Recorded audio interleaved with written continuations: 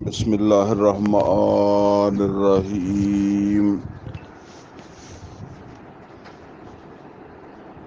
قال اللہ عز وجل فی کتابہ الکریم ان اللہ اشترى من المؤمنین انفسهم واموالهم بان لهم الجنہ یقاتلون فی سبیل اللہ فیقتلون ویقتلون وعدا علیہ حقا فی التوراۃ والانجیل والقرآن ومن اوفى بعہدہ من اللہ فاستبشروا ببیعکم الذی بایعتم بہ وذلک هو الفوز العظیم۔ التائبون العابدون الحامدون السائحون الراکعون الساجدون الآمرون بالمعروف والناہون عن المنکر والحافظون لحدود اللہ وبشر المؤمنین۔ صدق اللہ العلی العظیم۔ رب اشرح لی صدری ویسر لی امری واحلل عقدۃ من لسانی یفقہوا قولی۔ اللہم ارنا الحق حقا وارزقنا اتباعہ وارنا الباطل باطلا وارزقنا اجتنابہ، آمین یا رب العالمین۔ عزیز دوستو، ابھی میں نے یہ 2 آیتیں ہیں سورہ توبہ کی، آیت نمبر 111 اور آیت نمبر 112، یہ آیات میں نے پڑھی ہیں اور انشاءاللہ انہی کے حوالے سے جو ہے وہ گفتگو ہوگی۔ ان آیات کے حوالے سے جو موضوع انشاءاللہ آج بیان ہوگا وہ موضوع ہے قتال فی سبیل اللہ کا ہدف اور قتال کرنے والوں کے نمایاں اوصاف، یعنی موضوع 2 حصوں کے اندر ہے۔ ایک ہے قتال فی سبیل اللہ کا ہدف کیا ہے، مقصد کیا ہے، اور دوسرا یہ ہے کہ جن لوگوں نے قتال کرنا ہے ان کے اندر کوئی نمایاں اوصاف جو ہے وہ ان کا انشاءاللہ جو ہے تذکرہ ہوگا۔ کافی دنوں سے ہمارا یہ موضوع جو ہے وہ ایک تسلسل کے ساتھ جو ہے وہ چل رہا ہے۔ خلاصہ تھوڑا سا میں بتا دوں، وہ یہ ہے کہ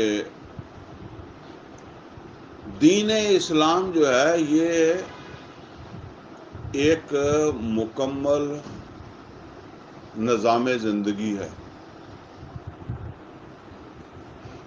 آپ اس کو جو ہے وہ ایک عمارت کی مانند جو ہے وہ سمجھ لیں۔ کوئی بھی تعمیر ہوتی ہے نا تو اس میں سب سے پہلی چیز بنیاد ہوتی ہے۔ اگر بنیاد نہیں ہے تو دیواریں نہیں ہیں اور چھت تو پھر نہیں ہے۔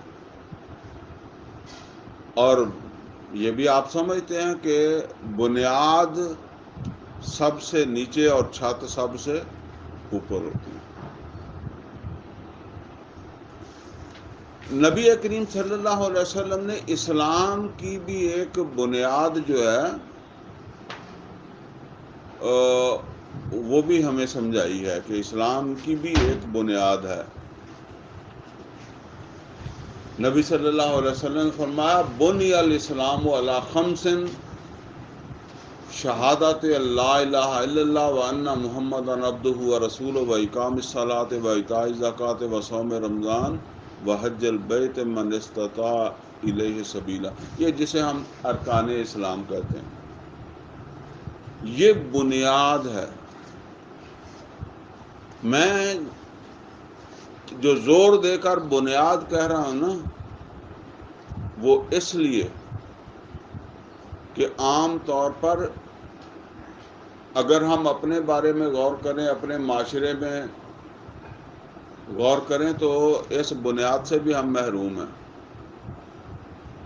یہ 5 چیزیں جو ہیں، یہ کما حقہ ان کو ادا کرنے والے جو ہے نا، وہ ایک بڑی اکثریت تو جو ہے وہ پہلی چیز ہی ہے، اشہد اللہ الہ الا اللہ و اشہد ان محمد عبدہ و رسولہ. بس باقی آگے پھر کسی نے کوئی نماز پڑھ لی، کسی میں ہمت اللہ نے دی تو اس نے ساتھ زکوٰۃ بھی دے لی، پھر کسی نے حج بھی کر لیا. تو اس طرح چیزیں ہیں. اب یہ بنیاد اگر پوری ہو جائے تو ہمارے تصور کے مطابق تو پھر باقی کچھ رہ ہی نہیں جاتا. جو بالعموم ہمارا تصور ہے اس کے مطابق اگر یہ 5 چیزیں پوری کر لی ہیں کسی بندے نے، تو پھر اور انہیں کی کرنا ہے؟ وہ تو پھر سب کچھ جو ہے نا وہ کر چکا. اور یہی اصل کے اندر جو ہے نا وہ تصور دین جو ہے اس میں جو خرابی پیدا ہوئی ہے نا، وہ یہی پیدا ہوئی ہے کہ دین کا وہ جو صحیح تصور ہے وہ ہم سے اوجھل ہو گیا. اور وہ اوجھل کیوں ہوا؟ یہ نوٹ کر لیں، جو چیز موجود ہوتی ہے نا وہ آپ کو یاد رہتی ہے، جو چیز موجود نہیں رہتی ہوتی وہ آپ بھول جاتے ہیں.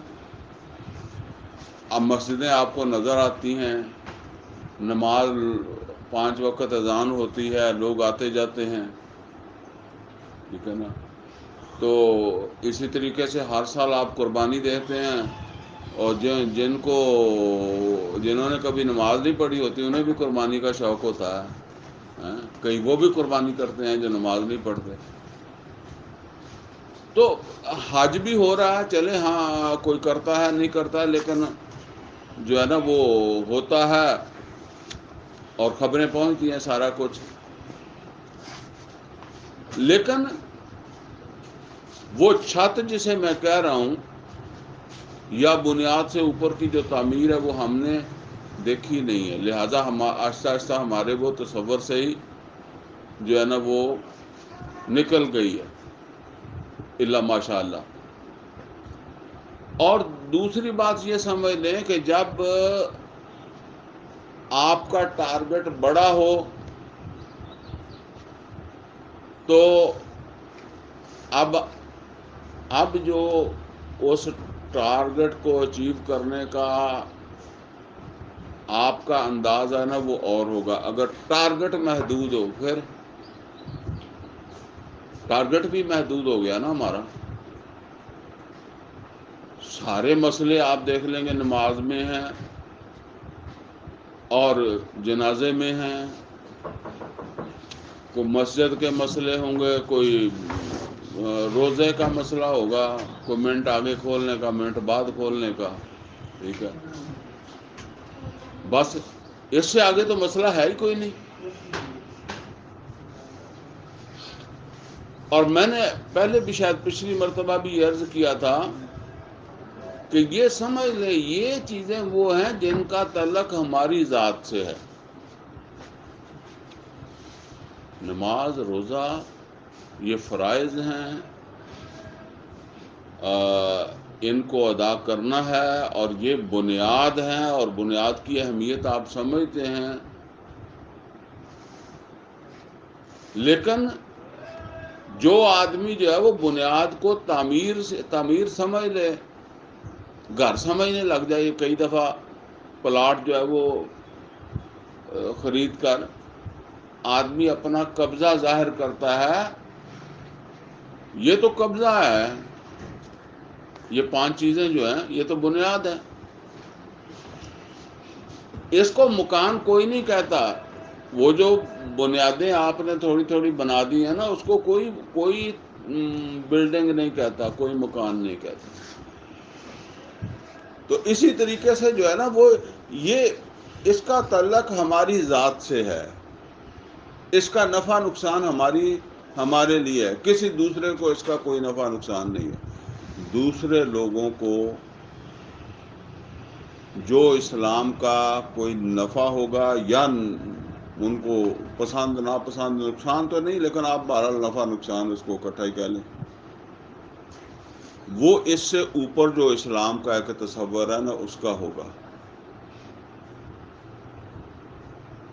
اور وہ کیا ہے؟ وہ ایسا نظام زندگی جو ان پر اثر انداز ہو۔ نماز اثر انداز نہیں ہوتی، روزہ اثر انداز نہیں ہوتا، داڑھی اثر انداز نہیں ہوتی، لیکن اگر آپ کے معاشرے کے اندر جو ہے وہ سچائی ہے تو آپ ذرا غور کریں کہ ایک سچے معاشرے میں انسان جو ہے وہ کتنی سکون کی زندگی گزارتا ہے، اور ایک جھوٹے معاشرے میں کتنی۔ ایک معاشرے میں کوئی چیز جو ہے وہ آپ کو اصلی ملتی ہی نہیں ہے، ہر چیز کے بارے میں آدمی شبہ کے اندر مبتلا ہے۔ آپ ہوٹلوں سے کھانا کھا لیں، آپ کو بازار سے کوئی چیز جا کر خرید لیں، ٹھیک ہے نا، کوئی اعتماد نہیں ہے کہ بھئی یہ جو ہم کھا رہے ہیں یہ حلال ہوگا۔ ایک تو حلال یہ ہے نا کہ چلیں جی گدھا کتا پکا دیا انہوں نے، اب تو وہ صورتحال یہ ہے کہ آپ یہ نہیں کہہ سکتے کہ یہ جو گھی ڈالا ہے نا انہوں نے یا تیل ڈالا ہے یہ بھی کہیں سے کشید کیا ہے نا، وہ کسی مردہ جانور سے جو ہے وہ انہوں نے اس کی چربی جو ہے وہ پگھلا لی ہے، کسی کتے کی، گدھے کی، کسی کی بھی ہے، ٹھیک ہے نا، تو آپ دال کھا لیں یہ سمجھ کے کہ حرام نہیں کھا رہا۔ تو یہ بھی ایک معاشرہ ہے نا۔ آپ شریف آدمی ہیں، نماز پڑھتے ہیں، روزہ رکھتے ہیں، گھر میں چوری ہو گئی ہے، آپ نے حدیث سنی ہوئی ہے الراشی والمرتشی کلاہما فی النار جہنم، آپ جا کر کسی تھانے میں سے جو ہے وہ ایف آئی آر کروا کے دکھائیں۔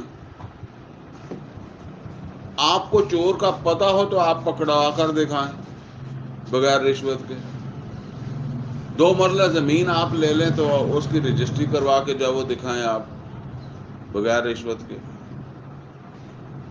تو اب یہ چیزیں متاثر کریں گے نا۔ اگر آپ کسی ایسے ملک میں ہوں جہاں آپ جو ہے نا وہ آپ کو پریشانی آئی اور آپ نے نظام کو جا کر جو ہے وہ نظام کا کنڈا کھٹکھٹایا، وہ جیسے کہتے ہیں نا وہ جہانگیر نے لگائی ہوئی تھی زنجیر عدل، اور وہ آپ کی سپورٹ میں کھڑا ہو گیا، آپ مظلوم ہے نا، وہ مظلوم کے حق میں کھڑا ہو گیا، تو یہ مظلوم کے حق میں کھڑا ہونے کا کس نے کہا؟ یہ تو اسلام نے کہا ان اللہ لا یحب الظالمین۔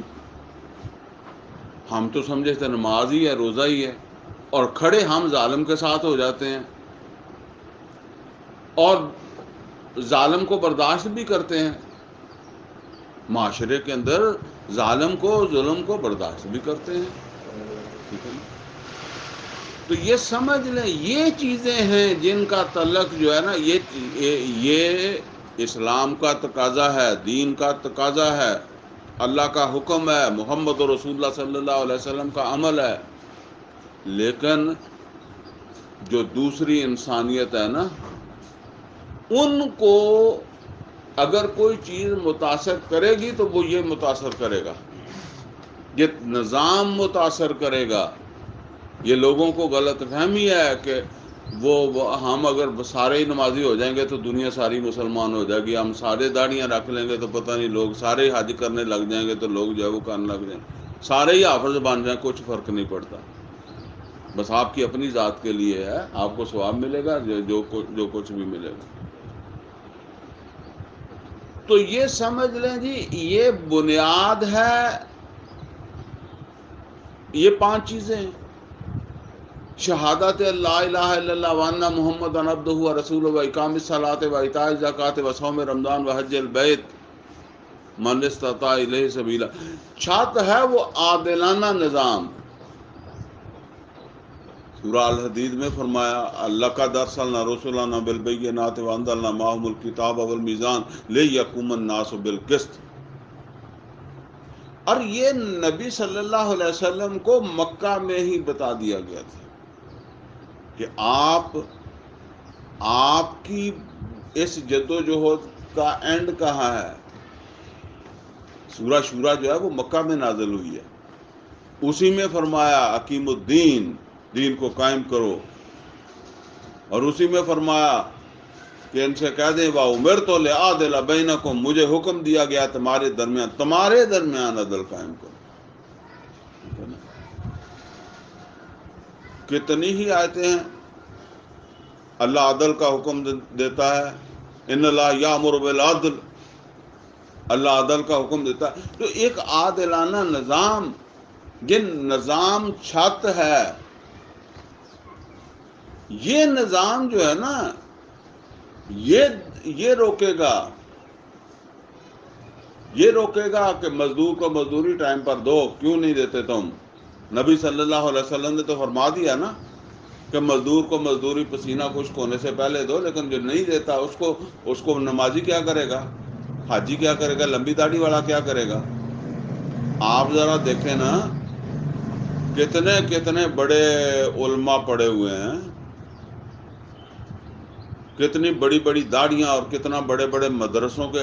تو آج تک انہوں نے کبھی کسی چور کو سزا دی ہے، کسی زانی کو سزا دی ہے؟ یا آپ کہیں کہ سزا ہے ہی نہیں، یا زانی ہوتا ہی نہیں ہے، چور ہوتا ہی نہیں ہے. اس طرح کے بعض اوقات مدرسوں میں واردات ہو جاتی ہے، وہ اس کو نہیں کچھ کر سکتے. اس لیے کہ یہ کام تو اس نظام نے کرنا ہے، اس نے روکنا ہے،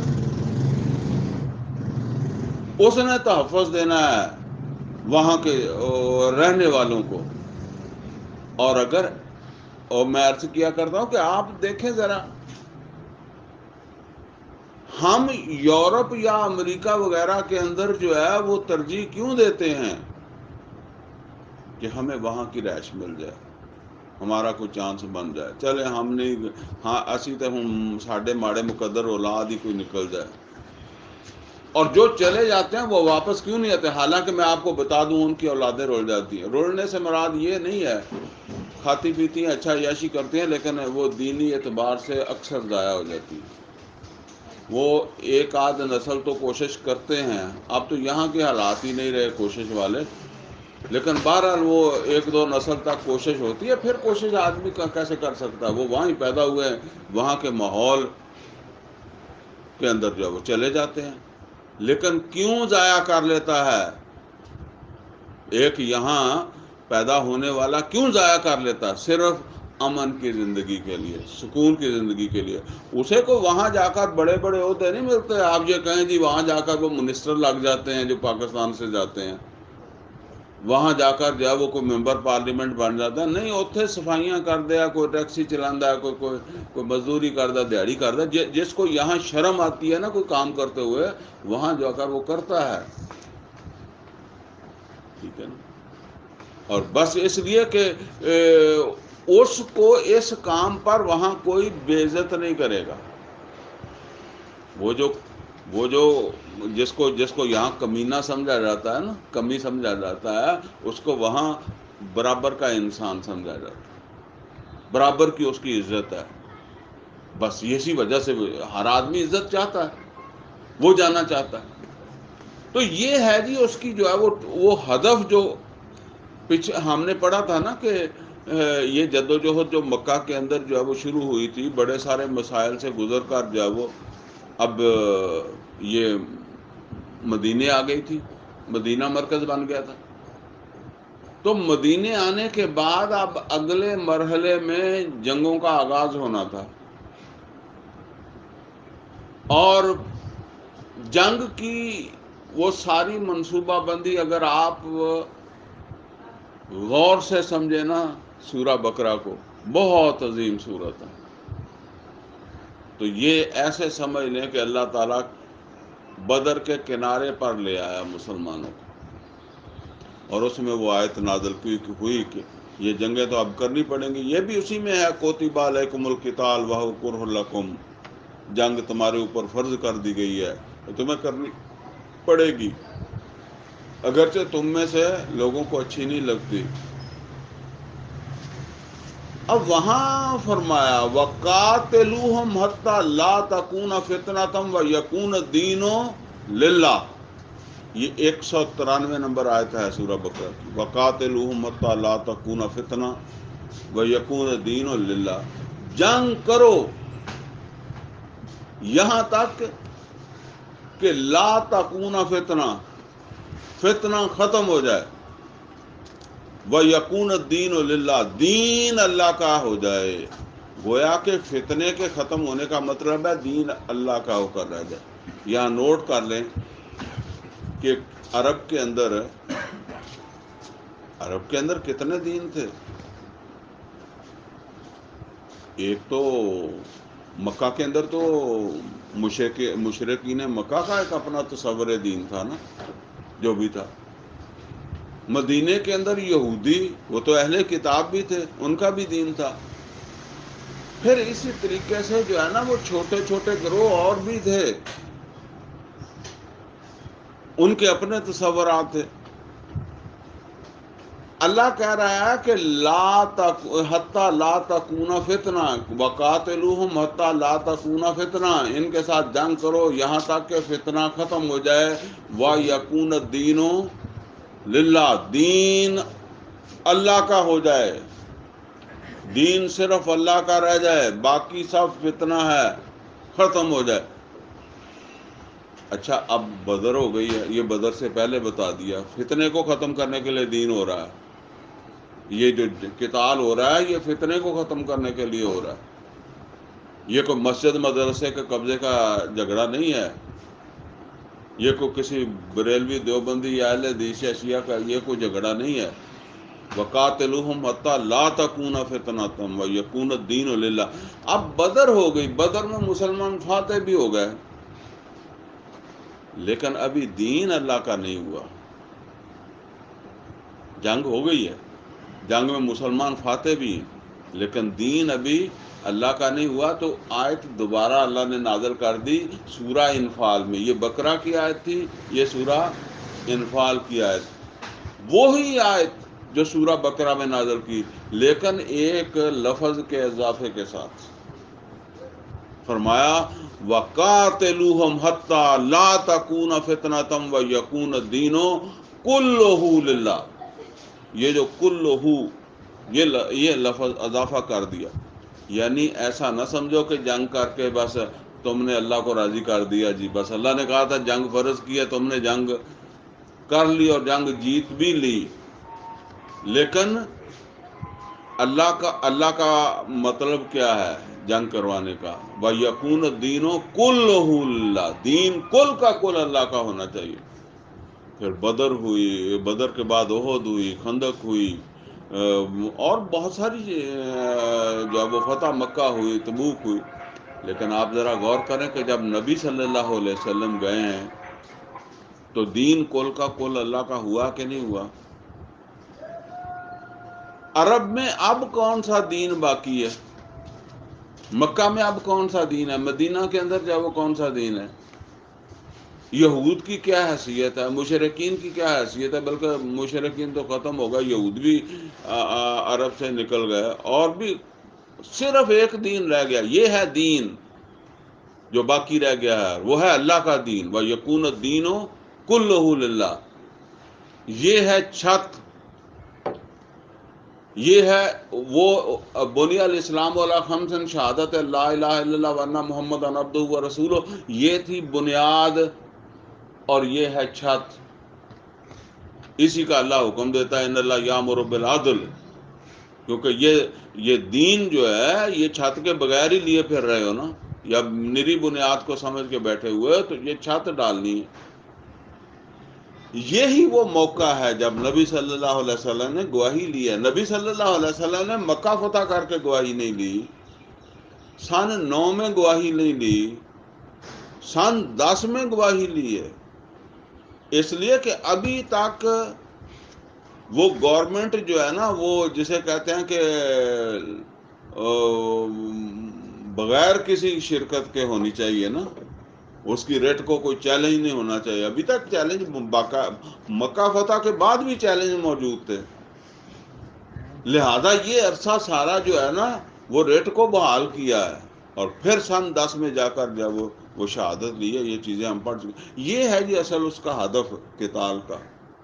ویسے تو ساری جدوجہد کا ہدف یہی ہے، لیکن اگر مرحلہ قتال میں پہنچ گئے ہیں تو پھر قتال کا تو واضح طور پر ہدف یہی ہے. اب دوسری بات یہ ہے کہ جن لوگوں نے یہ کام کرنا ہے، اس قتال میں حصہ لینا ہے، ان کے نمایاں اوصاف ان 2 آیات کے اندر جو ہے وہ اللہ تعالیٰ نے بیان فرمایا. یہ سمجھ لیں جی مومن کی شخصیت کے یہ 2 بڑے اہم پہلو ہیں. ایک طرف وہ رہبان ہے اور دوسری طرف وہ فرسان ہے. یعنی رہبان راہب سے ہے، فرسان فرس گھوڑے کو کہتے ہیں، فرسان گھوڑ سوار. ایک طرف وہ راہب ہے، ایک طرف وہ گھوڑ سوار ہے. اچھا، وہ رہبان یا راہب کا تو کوئی تصور آپ رکھتے ہی ہوں گے. ابھی میں مزید بھی اس پر بات کر لیتا ہوں. لیکن گھوڑ سوار کا مطلب یہ ہے کہ جنگی گھوڑ کا سوار، ٹھیک ہے نا. یعنی جنگجو، ایک طرف وہ جنگجو ہے، دوسری طرف وہ راہب ہے. راہب جو ہے نا یہ اصل کے اندر جو ہے نا وہ ایک تصور ہے، اور وہ بدقسمتی سے پیدا ہو گیا وقت کے مسلمانوں میں. ویسے تو آج ہمارے اندر بھی پیدا ہو گیا، لیکن وہ اس وقت نبی صلی اللہ علیہ وسلم کے زمانے تک یہ پیدا ہوا عیسائیوں میں. وہ جیسے میں نے بتایا نا کہ جب آپ کا ٹارگٹ وسیع ہو تو اب آپ کو اس ٹارگٹ کو اچیو کرنے کے لیے جو ہے نا وہ ایک مختلف انداز اختیار کریں گے. جب ٹارگٹ محدود ہو جائے گا تو پھر جو ہے نا وہ آپ کا انداز جو ہے وہ مختلف ہو جائے گا. تو یہ ہمیشہ سے ہوا ہے کہ لوگ نیچے اترتے بنیاد پر آ گئے ہیں،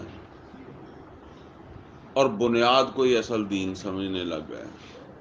پھر اس میں سے بھی جس طرح آج ہمارے بنیاد کے اوپر کتنے لوگ قائم ہیں، بنیاد کے اوپر بھی قائم نہیں. دیکھیں یہودیوں کے اندر سلیمان علیہ السلام بھی تو تھے، داؤد علیہ السلام بھی تھے، طالوت کا زمانہ تھا. لیکن جب نبی صلی اللہ علیہ وسلم آئے ہیں تو یہودی دنیا میں کون سی زندگی گزار رہے تھے؟ وہی زندگی جو آج ہم مسلمان گزار رہے ہیں، یعنی چھت کے بغیر. ابھی میں نے بتایا نا چھت سے کیا مراد ہے، نظام کے بغیر. اچھا، جب نظام نہیں ہے تو کیا کر رہے ہیں؟ جس طرح ہم کہتے ہیں جی نماز پڑھ لی، روزہ رکھ لیا، داڑھی پہ زور دے لیا، پگڑی پہ زور دے لیا، اور کوئی سارے مسئلے مسائل وہ مسجد میت اسی کے ساتھ سارے جو ہے وہ باقی کی بحث ہی نہیں ہے. باقی کی نہ کوئی پریشانی نہ کوئی بحث. سارا بڑی بڑی کتابیں اور بڑے بڑے فتاوا تیار ہو جاتے ہیں. پھر وہ اسی کے کیونکہ ٹارگٹ یہی رہ گیا ہے، دین کا موضوع یہی رہ گیا ہے. نماز رہ گیا، روزہ رہ گیا، داڑھی رہ گیا، پگڑی رہ گیا. تو اسی کے اوپر ساری بحث جو ہے وہ چلتی رہے گی. یہی وہ تھے. اچھا، پھر اسی کے اندر پھر رنگ برنگی چیزیں جو ہے وہ جس طرح ابھی آپ کہتے ہیں نا کہ جی پھر کسی نے ہری پگڑی پہن لی، کسی نے نیلی پہن لی، کسی نے لمبی تسبیح رکھ لی، کسی نے 200 والی رکھ لی، کسی نے کہا جی اس طرح ذکر کرو. مطلب ایک باری سجے سر مارو، ایک باری کھبے سر مارو. یہ پھر اچھا اب وہ سوشل میڈیا نے آ کر سارا ہی ننگا کر دیتا، کوئی نچی جا رہا ہے ہاں؟ وہ بھی مسلمان وہ کہندے کرنٹ لگ جاندہ وا ہاں؟ یعنی اب کیونکہ وہ جو ہدف چھوٹا ہو گیا ہے نا، تو سارا پھر ہدف چھوٹا ہو گیا تو مار مار کے تو ہدف ہی پھاڑ دیتا۔ یہ سارا ان کے ہاں یہ چیزیں جو ہے وہ آ گئی تھی۔ بہرحال وہ بات ہو رہی تھی راہب کی، فوکس سارا یہی ہو گیا۔ تو اس میں پھر ایک تصور بن جاتا ہے نا کہ جی اصل زندگی ہے کہ انسان اللہ کے ساتھ ویسے اصولی طور پر غلط نہیں ہے، انسان بس جداں کہندہ ہے نا کہ اپنے رب دے نال جڑیا رہے۔ اچھا اب اپنے رب کے ساتھ جڑنا ہے تو اس کے لیے ہمارے کیا تصور ہوگا جی؟ نماز پڑھے، روزہ کرے، ذکر اذکار کرے، تسبیح کرتا رہے۔ دوسرا یار کسی کونے چ بیٹھے، ٹھیک ہے نا، کیونکہ مجلس میں تو پھر آپ بھول جاتے ہیں، مجلس میں باتیں شروع ہو جاتی ہیں نا، لہذا جو ہے وہ ایک سائڈ کے اوپر جو ہے وہ نکل جائے۔ اچھا اس سے بھی آگے پھر جا کر جو ہے وہ یہ تصور بن جاتا ہے کہ اللہ والے جی کسی کو تکلیف نہیں دیتے، کسی کو دکھ نہیں دیتے، بلکہ پھر زیادہ عفو کے اوپر جو ہے وہ زور آ جاتا ہے، جی اللہ والے تھے معاف ہی کر دیں بس ہاں؟ حالانکہ قرآن کریم میں یہ دونوں تصور ہیں کہ وہ بدلہ بھی لیتے ہیں اللہ والے، لیکن پھر اللہ والوں کا صرف ایک شکل اللہ والوں کی رہ جاتی ہے کہ وہ صرف معاف ہی کرتے ہیں، پواں انہوں دی جنانی کٹ کے کوئی لے جاتے وہ بس معاف کر دیں، ٹھیک ہے۔ یہ تصور جو ہے وہ پھر رہ جاتا ہے اس کا۔ اس سے آگے وہ جی پیر تھلے کیڑی بھی نہیں مار دے، انہوں دے پیر تھلے کیڑی بھی نہیں آ کے مر سکتی۔ ایک اسی سنتے ہوں سگے کہ کوئی بزرگ سی اللہ والے، انہوں دے جسم دے وچ کیڑے پی گئے، اب کیڑے بہت زیادہ پی گئے، جس ویلے چلتے سی تے کوئی نہ کتے کیڑا ڈگ پیندا سی تے انہوں نے پتہ لگتا سی، کیڑا چک کے پھر رکھ لیندے سی، کہندے کیڑا نہ مر جائے، ٹھیک ہے نا۔ اب یہ ایک تصور بن گیا، یعنی بس سارا اللہ نو راضی کرنا، اللہ دی مخلوق، یہ بھی کیڑے بھی اللہ دی مخلوق ہے، کسے نو پریشان نہیں کرنا۔ وہ اب دیکھیں فرق یہ ہے کہ وہ ایک میں نے اسی طرح واقعہ کسی سے سنا تھا، لیکن میں نے وہ آپ کو سنانا نہیں ہے، کیونکہ آپ میں سے کئی بندے جو ہے نا وہ پھر اس سے متاثر ہوں گے، اس لیے میں نے نہیں سنانا، جان بوجھ کے نہیں سنانا۔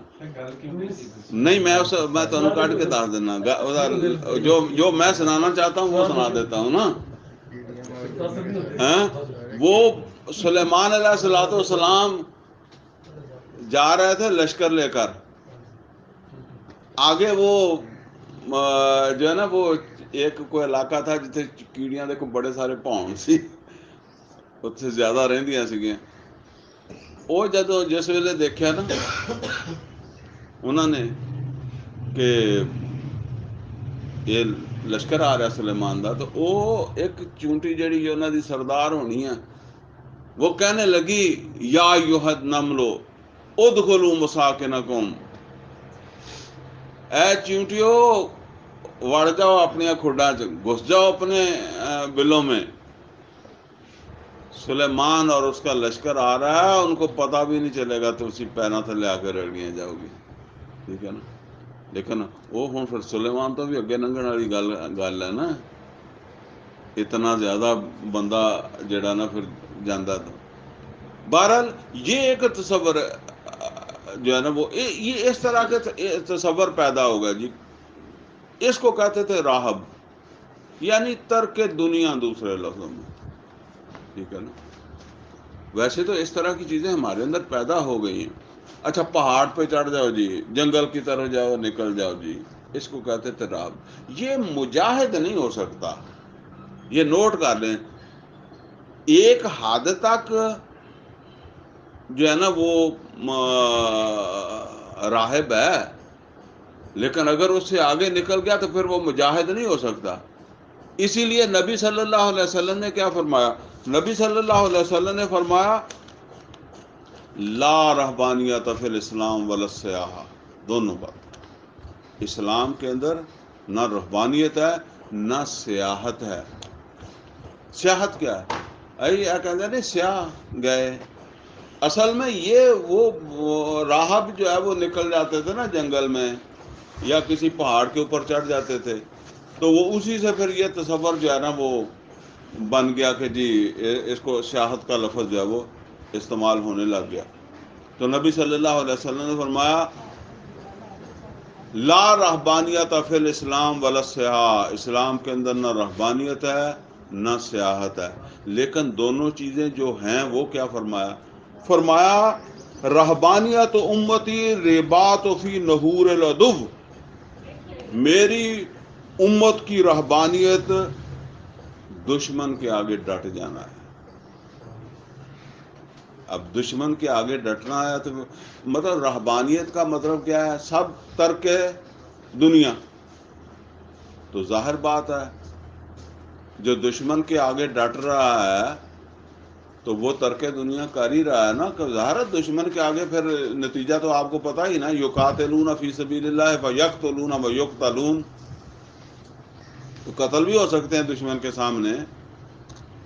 تو گویا کہ جو دشمن کے سامنے کھڑا ہو رہا ہے نا تو وہ اس ارادے کے ساتھ، اس نیت کے ساتھ، اس اخلاص کے ساتھ جو ہے وہ کھڑا ہو، بس موت جو ہے وہ کوئی چیز نہیں ہے، میرا دنیا سے کوئی تعلق نہیں۔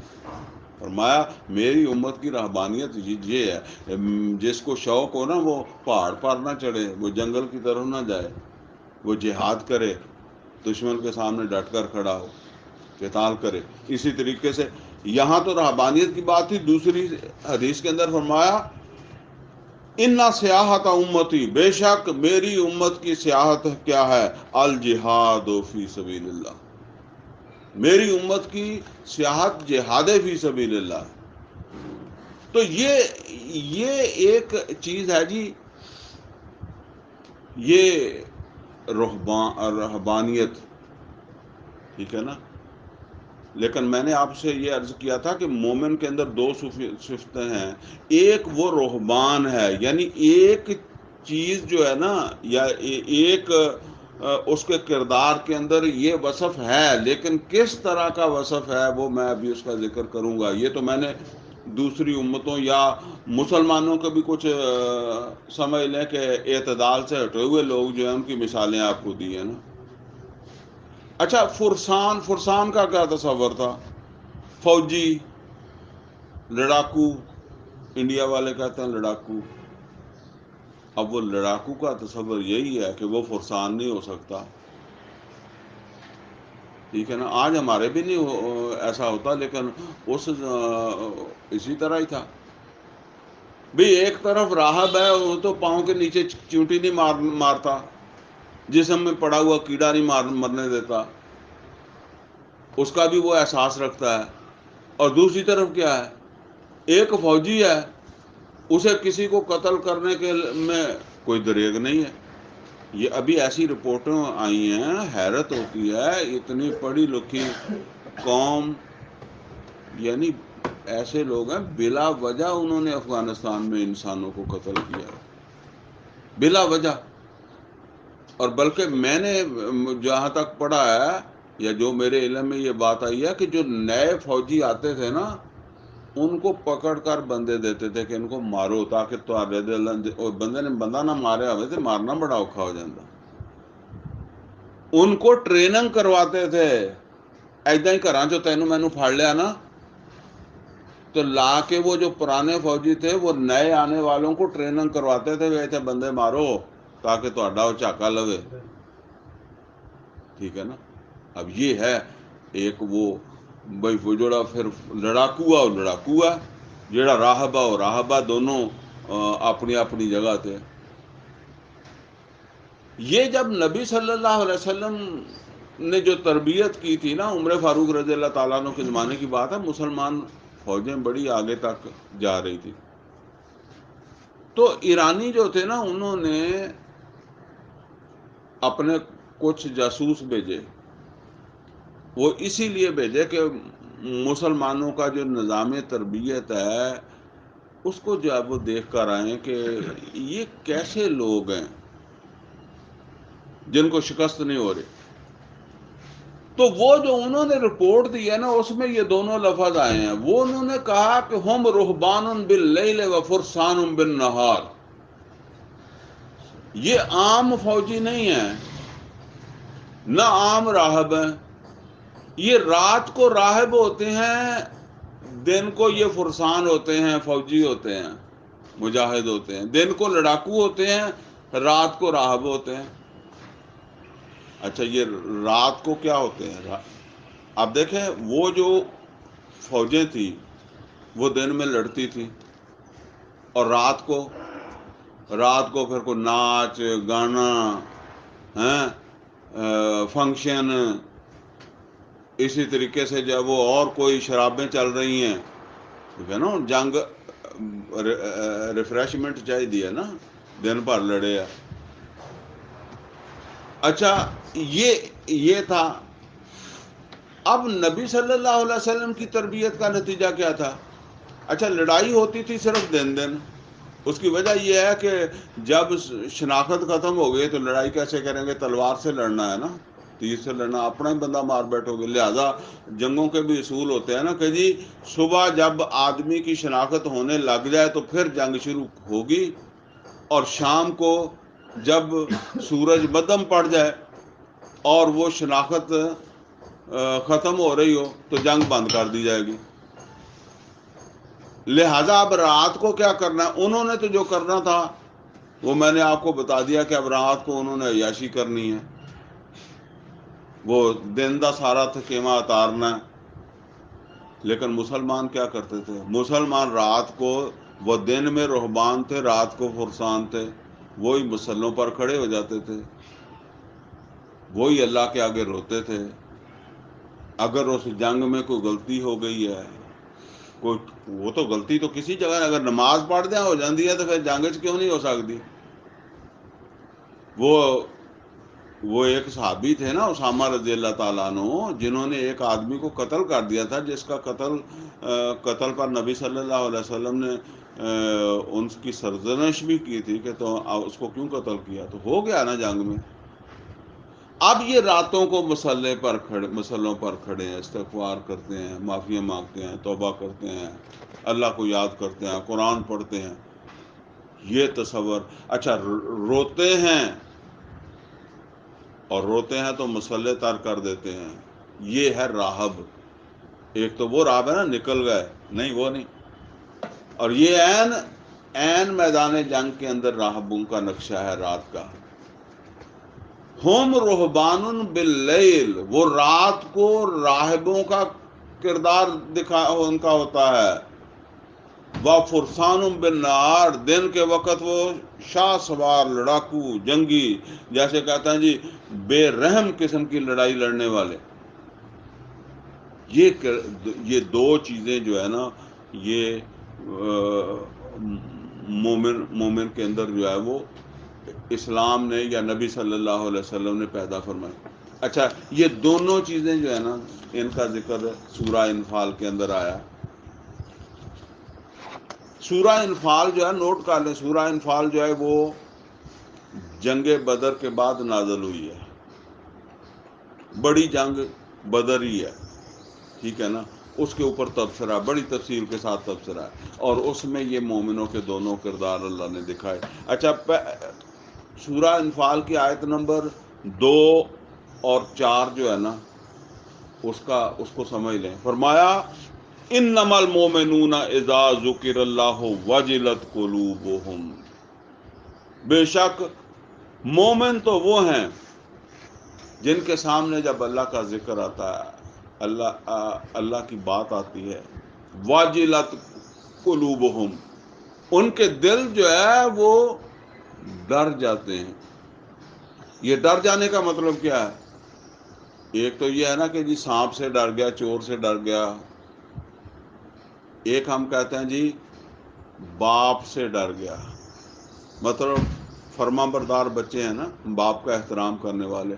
باپ گھر میں نہیں ہے تو کوئی شور کر رہا ہے، کوئی اونچی آواز میں بات کر رہا ہے، نیچی آواز، اور تو جب وہ باپ نے آ کر جو ہے وہ دروازے کو کھٹکھٹایا ہے نا، تو کیونکہ جو گھر والے ہوتے ہیں نا وہ پہچان لیتے ہیں کہ جی یہ کھٹکھٹانا کس کا ہے.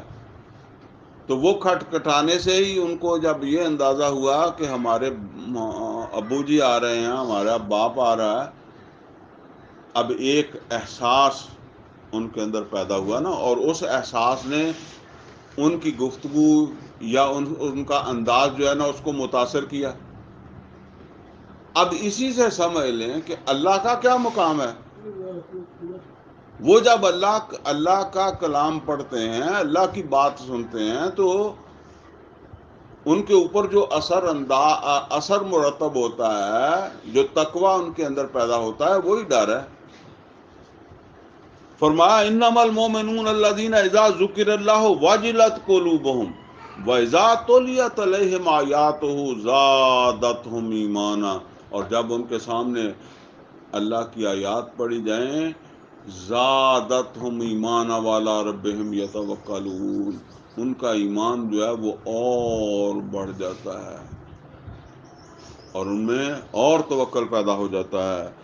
الذین یقیمون الصلاۃ، یہ اب اتنا وہ اللہ کا تقوی پیدا ہوا یا ڈر پیدا ہوا نا، نماز جانے ہی نہیں دیتے. الذین یقیمون الصلاۃ، نماز قائم. نماز وہ نہیں جڑی جتھے دل ہے پڑھ لیے. نماز قیام دا مطلب با جماعت نماز کی گل ہے، اور با جماعت نماز کے لیے آپ کو اہتمام کرنا پڑتا ہے کیونکہ وہ ٹائم کے ساتھ ہوتی ہے. الذین یقیمون الصلاۃ، یہ نماز قائم کرنے والے، ومما رزقناہم ینفقون، اور جو رزق ہم نے دیا اس کو ہمارے راستے کے اوپر خرچ کرنے والے. اولئک ھم المؤمنون حقا، یہی حقیقی مومن ہیں. لہم درجات عند ربہم، ان کے لیے بڑے درجات ہیں ان کے رب کے ہاں. ومغفرہ، اور اللہ کی طرف سے ان کی مغفرت بھی ہے. ورزق کریم، اور بہت عمدہ رزق بھی ہوگا اللہ کے ہاں ان کے لیے. آپ ذرا نوٹ کریں، یہ ایک رہبان کا ایک پہلو ہے، یہ فرسان کی بات نہیں ہوئی. یہ مومن کے ان صفات کا یہاں ذکر آ رہا ہے. اچھا، اسی صورت کے اینڈ پہ جا کر آیت نمبر 74 بنتی ہے سورہ انفال کی، اس میں وہ فرسان کا تذکرہ آ گیا. اور آپ ذرا اگر آپ نے غور سے ذہن میں رکھ کر میری سنی ہے نا تو اب آپ کو سمجھ آئے گی. فرمایا والذین آمنوا وہاجروا وجاہدوا فی سبیل اللہ، اور وہ لوگ جو ایمان لائے اور جنہوں نے ہجرت کی اور جہاد کیا فی سبیل اللہ، اللہ کے راستے میں. اور والذین آووا ونصروا، اور وہ جنہوں نے ان کو تحفظ دیا، ٹھکانہ دیا، مدینے میں ٹھکانہ دیا نا، اپنے گھر پیش کیے، اپنے وسائل پیش کیے. والذین آووا ونصروا اولئک ھم المؤمنون حقا، یہ بھی حقیقی مومن ہے. اچھا، یہ دو علیحدہ علیحدہ نہیں ہے. آپ سمجھیں کہ جی وہ جن کا پہلے ذکر آ گیا کہ وہ نماز پڑھتے ہیں، وہ اس طرح کرتے ہیں، وہ کوئی علیحدہ چیز ہے، نہیں. اصل بات یہ ہے کہ جب آپ بنیاد بناتے بناتے چھت پر پہنچنے سے پہلے ہی دنیا سے رخصت ہو جائیں، یا آپ نہ اوپر جا سکیں، تو آپ تو ظاہر بات ہے کہ اسی مقصد کے اندر، مقصد کو حاصل کرتے کرتے دنیا سے چلے گئے نا. یہ تو پہلا وصف ہے جو پہلے بیان کر دیا گیا، جس کے بارے میں فرمایا اولئک ھم المؤمنون حقا. میں نے کئی دفعہ آپ کو بتایا کہ جنگ اگر قسمت میں لکھا ہوگا تو وہ خواہش تو رکھنی چاہیے اللہ کے راستے کے اوپر جو ہے وہ مجھے اپنی جان پیش کرنے کا موقع ملے. نبی صلی اللہ علیہ وسلم نے فرمایا کہ وہ شخص جس نے نہ اللہ کے راستے کے اوپر کبھی بھی جنگ لڑی، نہ اس کے دل میں خواہش ہی پیدا ہوئی کہ میری کوئی اللہ کے راستے کے اوپر جاؤ میں بھی کوئی قربانی دوں، تو وہ تو ایک قسم کا منافق مرا۔ لیکن یہ سمجھ لیں مکہ کے اندر بھی لوگ فوت ہو گئے، انہوں نے تو کوئی جنگ نہیں لڑی، شہید بھی ہوئے فوت بھی ہوئے، کوئی ویسے بھی فوت ہو سکتا ہے، اور آل یاسر میں سے یاسر رضی اللہ تعالیٰ عنہ، سمیہ رضی اللہ تعالیٰ عنہ تو شہید بھی ہوئے، ٹھیک ہے نا۔ اب اگر آپ دعوت کے مرحلے میں ہیں تو ظاہر بات ہے کہ وہ شاہ سواروں والا کردار تو آپ کا ابھی ظاہر ہی نہیں ہوا، وہ تو موقع آیا ہی نہیں ہے۔ لیکن اگر آپ اس جد و جہد میں اس منزل تک پہنچ گئے ہیں تو پھر یہ بات ہے جو یہاں کہی جا رہی ہے، والذین آمنوا وہاجروا وجاہدوا فی سبیل اللہ، وہ لوگ جو ایمان لائے اور پھر انہوں نے ہجرت کی۔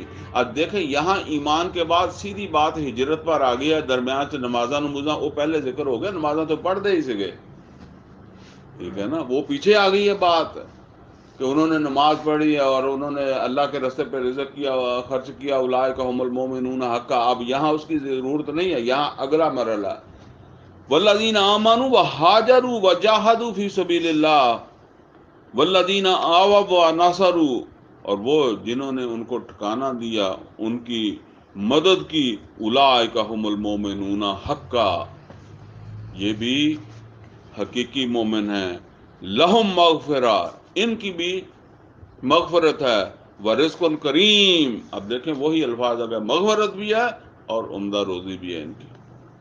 یہ ہیں جی دو اوصاف مومن کے اندر، جب وہ قتال کے مرحلے میں پہنچ رہا ہے تو یہ دو اوصاف اس کے اندر جب وہ ہونے چاہیے۔ اب ان آیات کو پڑھ لیں، فرمایا ان اللہ اشتری من المؤمنین انفسهم واموالهم بان لهم الجنہ، بے شک اللہ تعالیٰ نے خرید لیے ہیں مومنوں سے ان کی جانیں بھی اور ان کے مال بھی۔ یہاں اچھا نوٹ کر لیں، یہ سورہ توبہ ہے اور اس کے پیچھے سورہ توبہ کے حالات ہیں۔ مختصر کیا، ویسے تو پھر بہت باتیں ہیں، مختصر کیا ہے، جب نبی صلی اللہ علیہ وسلم نے تبوک جانے کا کہا تو دو باتیں کہیں کہ جو آدمی جتنے وسائل مہیا کر سکتا ہے جنگ کے لیے وسائل بھی مہیا کرے اور خود بھی آئے، ایک نہیں کہا کہ جڑا پیسے دے دے وہ آپ نہ آوے، ایدا نہیں کیا، یعنی آپ تے جانا ہی جانا ہے، اس طرح وسائل بھی لے کے آؤ۔ لیکن کچھ لوگ وہ تھے جو اس میں پورے نہیں اترے، مال بچایا، جان بچائی، اچھا اس میں زیادہ تر جو لوگ تھے وہ تو تھے منافق، لیکن کچھ ان کے اندر جو ہے نا وہ ایمان والے بھی تھے جن سے یہ غلطی ہوئی، پہلے بھی ذکر ہو چکا ہے۔ یہ اس پس منظر کے ساتھ بات ہو رہی ہے کہ تسی کیڑا ایمان لئی پھر دے ہو، عجیب ایمان والے جدہ تسی کہنے ہیں کہ تہاڈا تے اللہ نال سودا ہویا ہے، تسی تے اللہ نو بیچی بیٹھے ہو اپنا آپ تے اپنا سارا کچھ، ہن جدوں اللہ دی طرفوں وصولی دا ٹائم آیا تو تسی رکھ کے بہ گئے، سمجھ گیا نا۔ فرمایا ان اللہ اشتری من المؤمنین انفسهم واموالهم بان لهم الجنہ، بے شک اللہ تعالیٰ نے خرید لیے ہیں ایمان والوں سے ان کی جانیں بھی اور ان کے مال بھی، اللہ نے خرید لیے ہیں۔ تو خریدار کیا کرتا ہے؟ قیمت ادا کرتا ہے، تو قیمت اللہ نے کیا قیمت اللہ نے لگائی ہے؟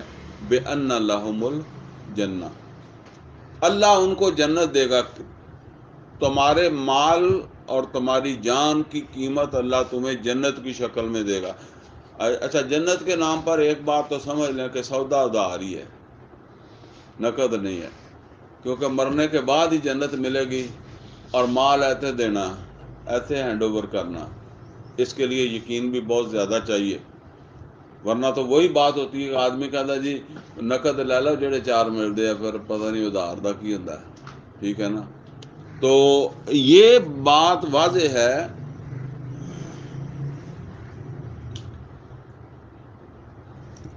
قیمت ادھار ملنی ہے، مرنے کے بعد جنت ہے، بین لہم الجنہ۔ اب یہ ہے کہ جب کسی کوئی سودا لے لیتا ہے نا تو پھر وہ اس کے ہینڈ اوور کرنا ہوتا ہے، وہ جو چیز ہے نا خریدی اس نے، یہ آپ نے اس کو حوالے کرنی ہے نا، تو اب جان مال حوالے کتنے کرنی ہے جا کے اللہ نو۔ ویسے تو اس وقت اللہ کے رسول بھی موجود تھے، اور وہ بھی نمائندہ ہے نا، لیکن آج بھی ظاہر ہے یہ کام اکیلے اکیلے تو نہیں ہونا، مل کر ہی کریں گے، اور جب مل کر کریں گے تو اس میں کچھ لوگوں کو ذمہ دار مانیں گے تو ہوگا نا، ایسے تو نہیں ہوتا۔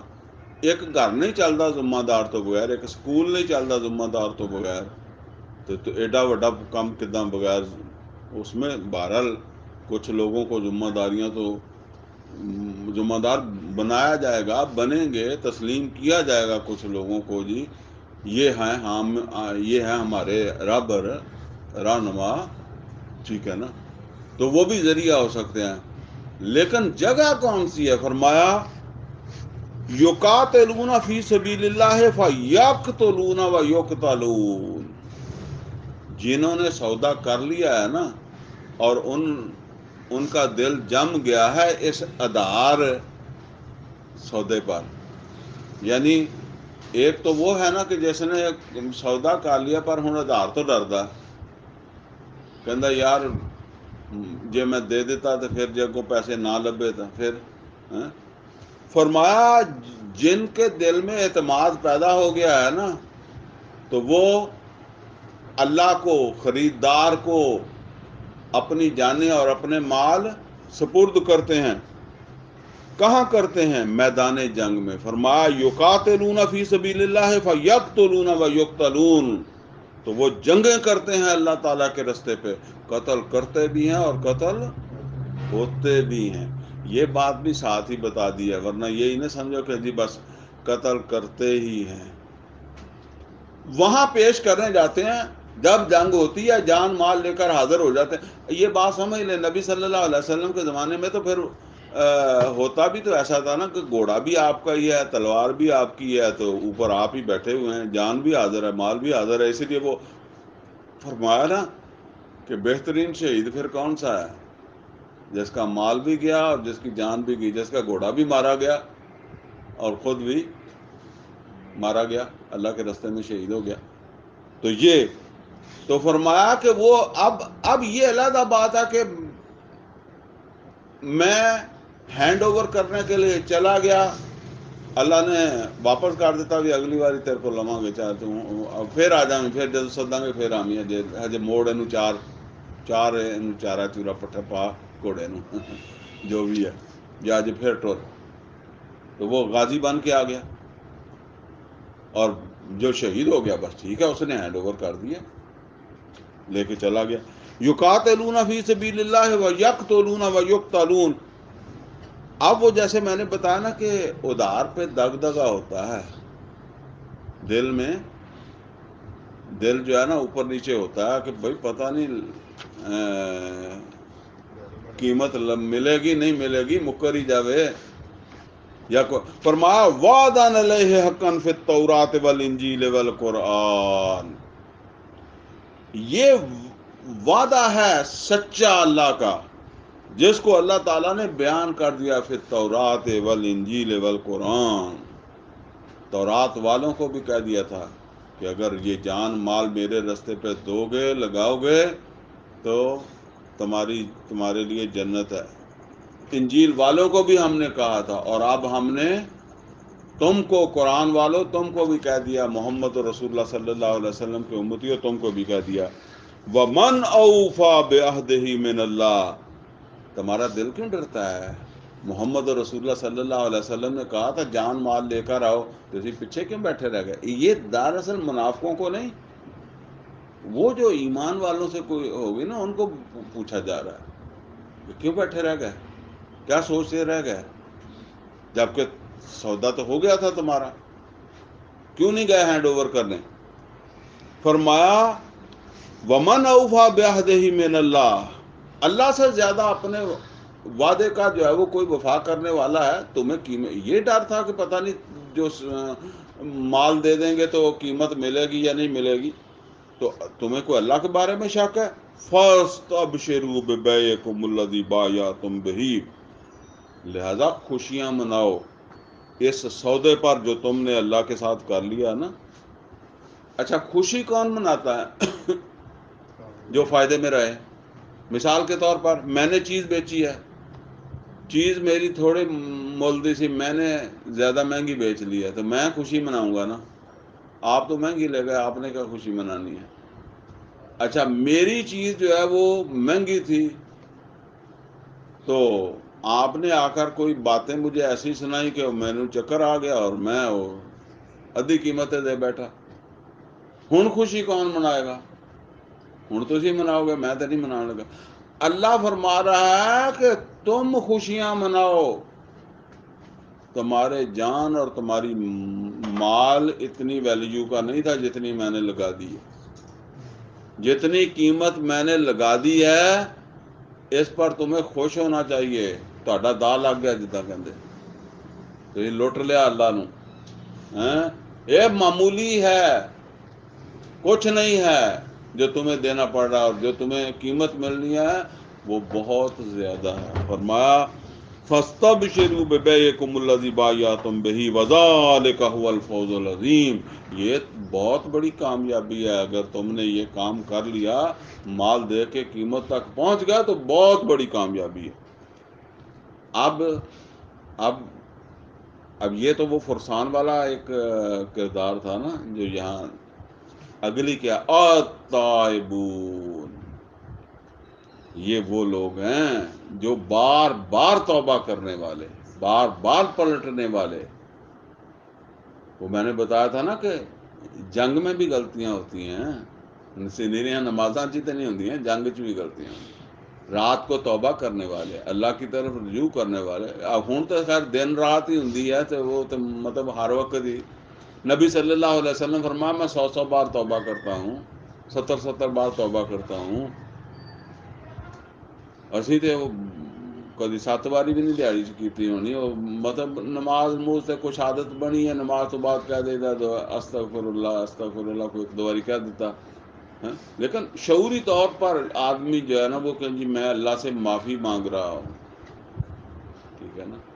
تو اس طرح التائبون، بہت زیادہ توبہ کرنے والے، یعنی یہ جو جن کے اللہ کے ساتھ سودے ہوئے ہیں، یہ اللہ کی طرف بار بار پلٹنے والے، اللہ سے ہر وقت تائب ہونے والے، توبہ کرنے والے، العابدون، عبادت کرنے والے، اللہ کی حدود جو ہے اس کے اندر جو وہ رہنے والے، اللہ کے بندے بن کر رہنے والے، الحامدون، اللہ کی حمد و ثنا کرنے والے۔ اب حمد شروع ہی ہوتی ہے، نماز وہیں سے شروع ہوتی ہے نا۔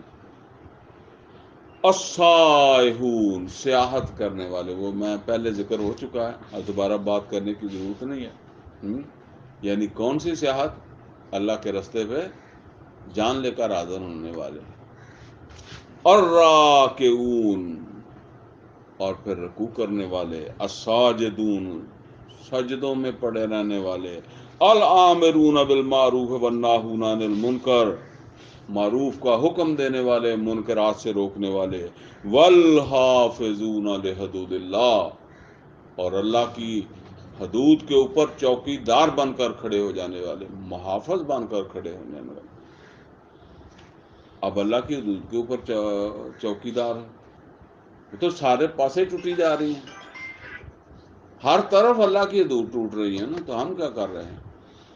چوکی دار تو ہم اس وقت چوکی دار والا کردار جائے گا جب آپ چھت ڈال لیں گے، لیکن مسئلہ یہ ہے کہ اس کے لیے ہر وقت فکر تو ہونی چاہیے نا۔ بچہ میرا جو ہے نا جی وہ فیل ہو جاتا ہے، لیکن میں تو یہی سوچتا رہتا ہوں نا کہ یہ پاس کیسے ہو جائے، یہ کامیاب کیسے ہو جائے۔ میرا کاروبار جو ہے وہ ناکام ہوتا ہے، لیکن میں کیا سوچتا رہتا ہوں یہ کامیاب ہو جائے۔ تو میرا تو کام یہی ہے نا کہ میں تو یہی سوچتا رہا ہوں کہ میں اس کو بہتر کیسے کر لوں، اس کو بڑھا کیسے لوں، اس کو وسعت کیسے جو ہے وہ دے لوں، بس یہ کرتے کرتے میں چلا جاؤں دنیا سے۔ والحافظون لحدود اللہ وبشر المومنین، ان مومنوں کو خوشخبری دے دیں، وہ جو سودا ہوا تھا نا وہ ان مومنوں کو قیمت مل کر رہے گی انشاءاللہ۔ اللہ تعالیٰ سے دعا ہے کہ اللہ تعالیٰ ہمیں قرآن کا فہم عطا فرمائے، عمل کی توفیق عطا فرمائے۔ اقول قولی ھذا واستغفرہ لی ولکم ولسائر المسلمین والمسلمات۔